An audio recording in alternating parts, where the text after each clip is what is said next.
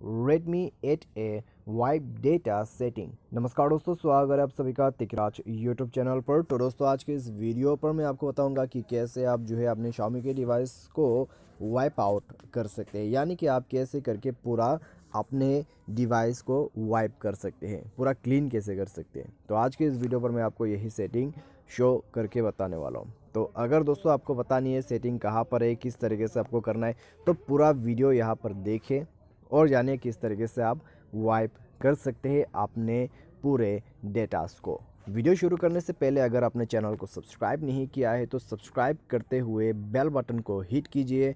और दोस्तों अगर आपको ऑनलाइन पैसा कमाना है तो वीडियो डिस्क्रिप्शन पर आपको लिंक मिल जाएगा और किसी भी प्रॉब्लम के रिगार्डिंग पर ट्विटर पर फॉलो करके मैसेज करें।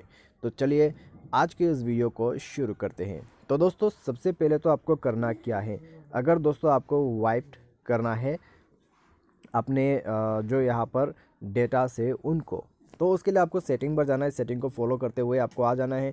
तो इस तरह का इंटरफेस मिलेगा। स्क्रॉल डाउन करके नीचे एडिशनल सेटिंग पर आ जाना है और उसके बाद यहाँ आपको मिलेगा बैकअप एंड रीसेट।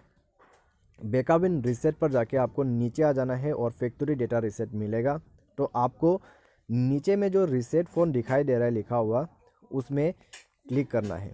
ठीक है, जैसे आप रीसेट फ़ोन पर क्लिक करोगे आपको थोड़ा सा वेट करना होगा, 3 सेकंड या फिर 4 सेकंड, क्योंकि वहाँ पर आपको वेट करने का ऑप्शन दिया जाएगा कॉन्फर्म करने के लिए कि आप वाकई में अपना डेटा को वाइप आउट करना चाहते हैं या नहीं चाहते हैं। ठीक है, तो वहाँ पर थोड़ा सा प्रोसेस है, 1-2 प्रोसेस फॉलो कर ले।